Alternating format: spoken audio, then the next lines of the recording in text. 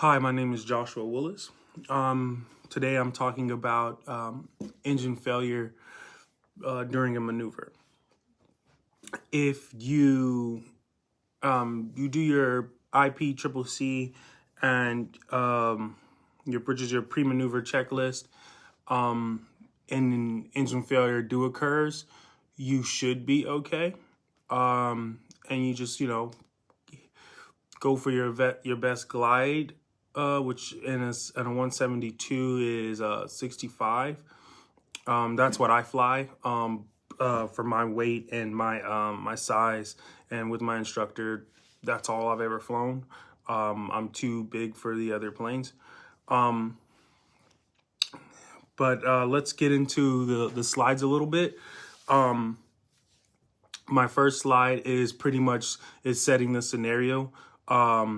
It's 12 p.m. on a Saturday. I just have arrived at school. My instructor has assigned my aircraft to me. We're and pretty much we've signed an aircraft. I fly, like I said, I fly a 172 model. During flight, if you have engine failure, what you most likely may see is a rise in temperature, a drop in oil pressure. You might see some black smoke come out, and you'll see a drop in RPMs. Now, if you total lose your engine, you can go for a restart. Your restart of your engine could most likely just fire right back up, or it could try to catch, because you got to remember that the planes are direct drive, and they're direct drive. So if it's already still spinning, and let's say as students we can make some mistake or something, or just say, not as students, I would say like lack of experience, we can not have our mixture in quite enough, and that can cut the engine off depending on your density of air and where you're at. And so let's say, okay, your engine cuts off. Being lack of experience, we can think that that's an engine failure. Hey, engine's cut off or whatever. And not really. We could just go full rich and crank the engine again and it'll come right back on. So that's something that can happen with less experienced pilots. But as we get into, like I said, the first slide, we air model the instructor has assigned us a 172. We have already done our pre-flight. I have cleared the ATC and ready for takeoff. During mid-flight, there are some lights are flashing. There's a drop in RPMs. There's a drop in oil pressure and a rise in oil temperature. And we're already begin our flight. Things that have happened next will determine the end of flight, meaning if we can land the plane safely or if we can make it to our designated place to land, which you will pick during your pre-flight pre-maneuver checklist, which is your IPCCC. These next couple of slides are just call out procedures of what you can do in that type of situation. Like, let's say, for instance, you're getting ready to, I would say, let's say a power on stall. And as you begin to pitch up and you add that full power back in, and let's just say the engine stalls from there. Let's say the engine loses power from there. You want to make sure that you pitch back down and you be able to, because you've already done your triple PIC, you have a place to land. Your instruments were in the green. Now they're not. You called out a place to land and things like that. You pitch back down. You shoot for your best glide speed. Once I'm in a 172, 65, and you go ahead and you make your way to that airfield or that whatever place you decided to pick. The next slide I have here is pretty much a pre-maneuver briefing checklist.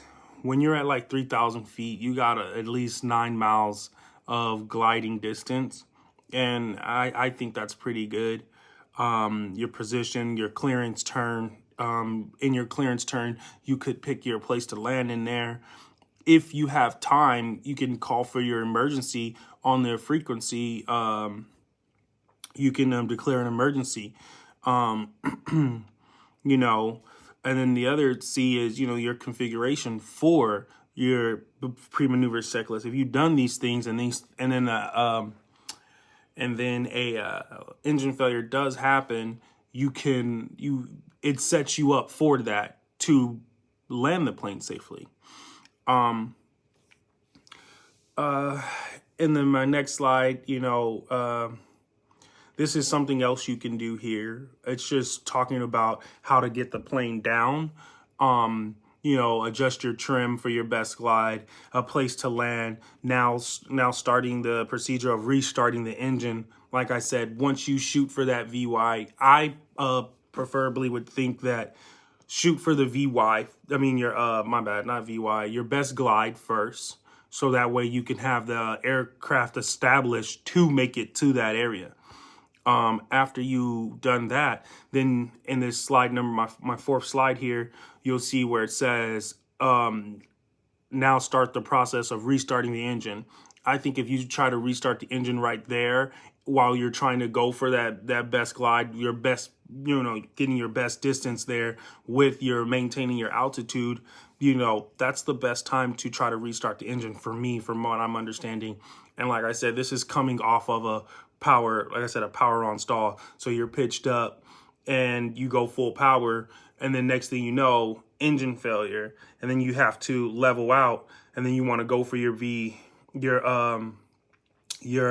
65. So you kind of pitch the plane up to slow down a little bit, and then so you can hit your best glide. You've already lost some altitude because you were practicing or performing a stall. So now you're at your V, you know, boom. So now you're here. You've already done your clearance turn, so you know where you want to go to land at.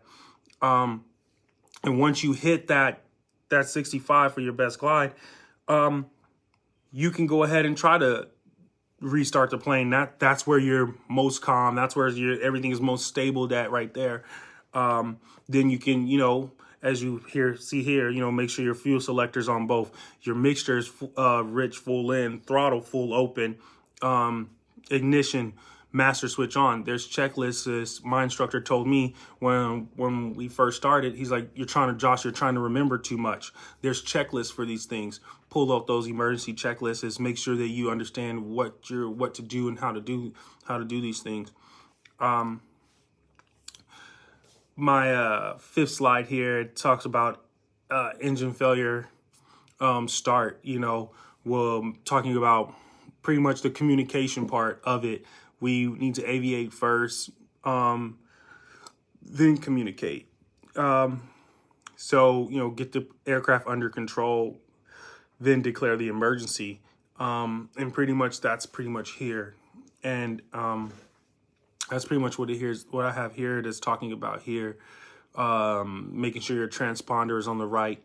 And if you did your run up right, you know, you double check your transponder, and that's how you know that that's on the right frequency, you know, just in case anything. It says select a touchdown point. Like I said, once again, it's just double checking that, you know, you've already selected that in your IPCCC, which is your pre-maneuver checklist. Flaps are required. You know, you feel like you coming in too fast and you want to slow down, you want to increase your drag, you know, that's more of an experience thing. Doors unlatch. Let's say you come down a little too hard. You want to make sure those doors are unlatched because you don't want to get trapped inside. Let's say you come down a little too hard, where you still kind of land the plane, but the engine flares up. There's some leaking oil underneath the bed of the plane, and you hit and you scrape, and then that flame kicks on, but you're stuck inside because you didn't the doors are locked, they're jammed, and you could have unlatched them to make sure that, hey, when we hit, we can still get out. My sixth slide here is pretty much the possibilities. Pretty much it's the same thing, making sure that as you come down and you successfully land, fuel selector off, mixture idle cutoff, throttle